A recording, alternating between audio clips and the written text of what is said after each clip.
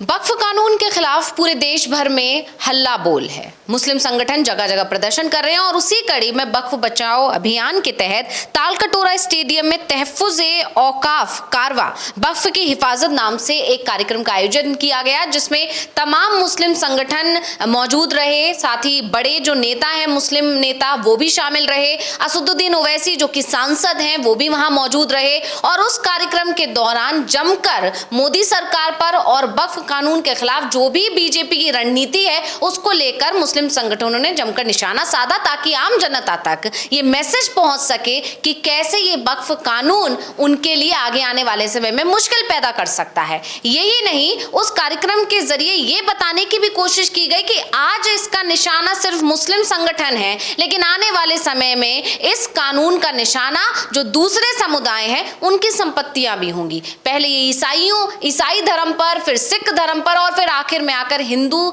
धर्म के जो लोग हैं उनकी संपत्तियों पर भी इसके जरिए निशाना साधा जाएगा। यानी कहा जा सकता है कि अब ये वक्फ कानून के खिलाफ जो प्रदर्शन या जो विरोध शुरू हुआ है ये यूं ही थमने वाला नहीं है। और इसका अंदाजा इस तरह लगाया जा सकता है कि जिस तरह विपक्ष का इसको समर्थन मिल रहा है, साथ ही बीजेपी के जो नेता हैं, यहां तक कि उपराष्ट्रपति भी किस तरह बौखलाए हुए नजर आ रहे हैं। इस पर आगे चर्चा करेंगे, लेकिन पहले इस कार्यक्रम से जुड़ी कुछ जानकारी ले लेते हैं। तो अविनाश जी, क्या जानकारी है? हाँ, आज जो प्रदर्शन हुआ था, प्रदर्शन तो खैर काफ़ी लंबे समय से चल रहे हैं। जिस दिन सरकार की तरफ से ये तय हुआ था कि वक्फ कानून को लेकर एक विधेयक के संसद में लाया जाएगा, उसके बाद से ही लगातार इसके खिलाफ प्रदर्शन चल रहे थे और इसका असर भी दिखाई दे रहा था। क्योंकि मुस्लिम समाज के दबाव के चलते ही एनडीए के अंदर जो बीजेपी के जो सहयोगी हैं उनके दबाव में ये बिल जेपीसी के हवाले किया गया था।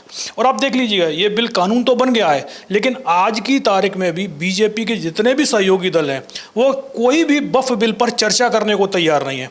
सिर्फ बीजेपी के जो नेता हैं वही इस चीज़ को बोल रहे हैं। और जिस तरीके से आज दिल्ली के तालकटोरा स्टेडियम में जो बैठक हुई, जिसमें सभी मुस्लिम समाज के तमाम संगठन के लोग जुटे थे, उसमें सांसद भी थे, और उसमें भी यही चीज़ इस पर चर्चा हुई कि आज ये जो कानून बना है ये मुस्लिम समाज के खिलाफ है, लेकिन भविष्य में ये सरकार इसी तरह के कानून बनाएगी। सरकार का पूरा ध्यान जो है वो सिर्फ जमीन पर है। अपने उद्योगपति मित्रों को जमीन किस तरीके से दी जा सकती है। आज जो वक्फ की जमीन है उस पर नजर पड़ी हुई है, कल को चर्च की जमीन पर नजर जाएगी, फिर उसके बाद मंदिरों की जमीन पर नजर जाएगी। तो सरकार का सिर्फ एक ही सिद्धांत है कि अपने मित्रों की मदद कैसे की जाए। और अब इस पूरे मामले को लेकर AIMPLV के महासचिव मौलाना फजरुल रहीम, उन्होंने एक वीडियो संदेश जारी करते हुए मोदी सरकार पर जमकर निशाना साधा है। क्या कुछ बोले हैं, पहले सुन लेते हैं। और हमारी मिल्ली कायदीन और आमाइदीन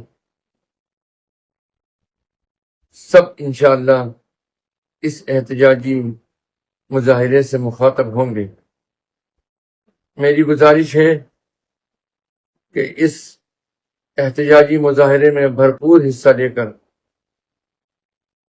हम अपनी आवाज को बुलंद करें और all India Muslim personal law board की आवाज पर लब्बैक कहते हुए हम इस तरमीमी वक्फ एक्ट 2025 के खिलाफ अपने एहतजाज को दर्ज करवाएं। जज़ाकुमुल्लाहु तआला फिद दारैन। अस्सलामु अलैकुम व रहमतुल्लाहि व बरकातुहू। तो मुस्लिम पर्सनल लॉ बोर्ड के जो महासचिव हैं उनका कहना है कि हमने इस देश को आजाद कराया है, अपने खून से इस सरजमी की हिफाजत की है, आज इसी सरजमी पर हमें तंग किया जा रहा है। यानी एक बड़ा गंभीर आरोप लगा दिया गया। हालांकि पहली बार नहीं है जब मोदी सरकार पर या बीजेपी पर मुस्लिम समुदाय को परेशान करने के, उनके ऊपर अत्याचार करने के आरोप लगे हों। इससे पहले भी विपक्ष इस मुद्दे को उठाता रहा है। विपक्ष का ये दावा है कि जब से देश में मोदी सरकार आई है, बीजेपी सत्ता में आई है, तब से मुस्लिम संगठन पर अत्याचार बढ़ गए हैं। और विपक्ष इस बात को बार बार दोहराता है कि अल्पसंख्यक खतरे में है। यानी अभी भले ही सिर्फ मुस्लिम समुदाय पर निशाना साधा जा रहा हो, लेकिन आगे आने वाले समय में जो दूसरे अल्पसंख्यक समुदाय हैं उन पर भी निशाना रहेगा। और इस तरह से ये जो मुद्दा है अब तूल पकड़ता दिखाई दे रहा है। यानी अब पूरे मुद्दे में अब अल्पसंख्यक एकजुट होता दिखाई दे रहा है। अविनाश जी, हाँ बिल्कुल, जिस तरीके का सवाल उठाया गया है कि आज़ादी की जंग में सभी लोगों ने पार्टिसिपेट किया था, मुस्लिमों ने, हिंदुओं ने, वहाँ कोई कोई धर्म के आधार पर नहीं हुआ था, सभी लोगों ने एक जंग लड़ी थी। लेकिन सवाल बीजेपी पर उठते हैं कि क्या उनके किसी नेता या उनका जो संगठन कहलाता आरएसएस, क्या उनके लोगों ने आज़ादी की जंग में हिस्सा लिया था? जाहिर सी बात है उनके पास कोई नाम नहीं है, और इसीलिए जो कांग्रेस के नेता हैं उन पर एक तरीके से अधिकार जमाने की कोशिश बीजेपी की तरफ से होती है। और क्योंकि इसीलिए आज़ादी की जंग को लेकर बीजेपी का कोई भी नेता ज़्यादा चर्चा करने को तैयार नहीं होता। उल्टा जिन्होंने इस आज़ादी की जंग में हिस्सा लिया, चाहे पंडित जवाहरलाल नेहरू हो या दूसरे नेता हों, उन पर उल्टा निशाना साधा जाता है बीजेपी की तरफ से। और अब जिस तरीके के कानून बनाए जा रहे हैं एक के बाद एक, सुप्रीम कोर्ट से भी सरकार की एक तरह से जंग शुरू हो गई है।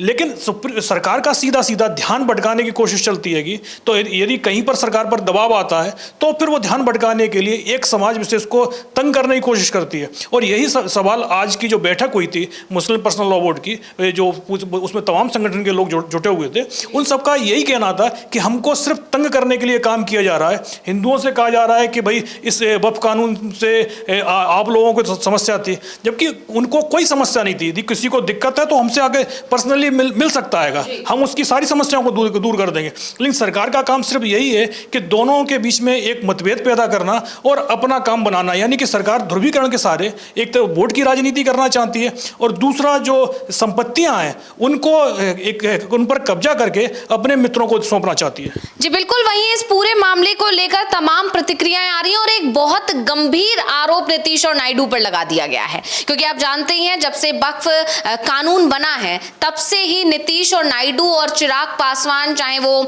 जयंत चौधरी, इन सब के खिलाफ मुस्लिम संगठनों का गुस्सा फूट पड़ा है। क्योंकि उनका आरोप है कि अगर ये लोग समर्थन नहीं करते तो किसी भी कीमत पर ये कानून बनता ही नहीं, ये बिल संसद से पास हो ही नहीं पाता। तो एक बड़ा सवाल यहाँ पर यह भी लगातार उठता रहा है कि आखिर इन दोनों ने या इन चारों दलों ने इस बिल का समर्थन क्यों किया। और इन सब के बीच में अब एसडीपीआई के एक नेता है मोहम्मद शफी, उन्होंने एक बड़ा आरोप लगाते हुए कह दिया है कि नीतीश और नायडू नए सावरकर बन रहे हैं। और ये बयान अपने आप में बहुत बड़ा है अविनाश जी। हाँ बिल्कुल, जिस तरीके का उन्होंने सीधा सीधा आरोप लगाए हैं कि सावरकर का नाम लेने के लिए ना तो नायडू तैयार होते हैं और ना नीतीश कुमार तैयार होते हैं, लेकिन अब आज की तारीख में उन पर ही सावरकर का नाम एक तरीके से चस्पा कर दिया गया है।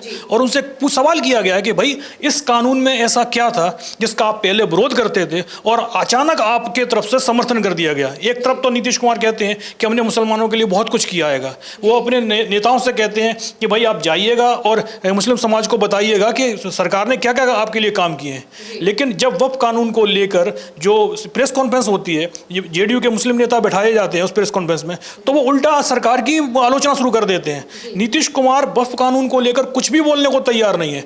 उनकी पार्टी में इसको लेकर बगावत की हालत है, कई नेता पार्टी छोड़ चुके हैं। और यही हालत आप देखिए आंध्र प्रदेश में चंद्रबाबू नायडू की पार्टी के साथ चल रहे हैं। उन्हें बीजेपी की जरूरत नहीं होगी सरकार चलाने में, नीतीश कुमार को तो फिर भी जरूरत है, लेकिन उसके बावजूद वक्फ कानून को लेकर उनके भी बयान आपको बिल्कुल नहीं सुनाई देने को मिलेंगे। जबकि वो भी नीतीश कुमार की लाइन पर खुद को कहते हैं कि सेकुलर नेता हैं और मुस्लिम आरक्षण की बात हो या दूसरे मामले हो, उस इमामों के वेतन भी उन्होंने बढ़ाए हैं। लेकिन वक्फ कानून, मुसलमानों समाज का यही कहना है कि भाई आप वो चीज़ मत दीजिए, लेकिन हमारे धार्मिक मामलों में आप हस्तक्षेप बंद कर दीजिएगा।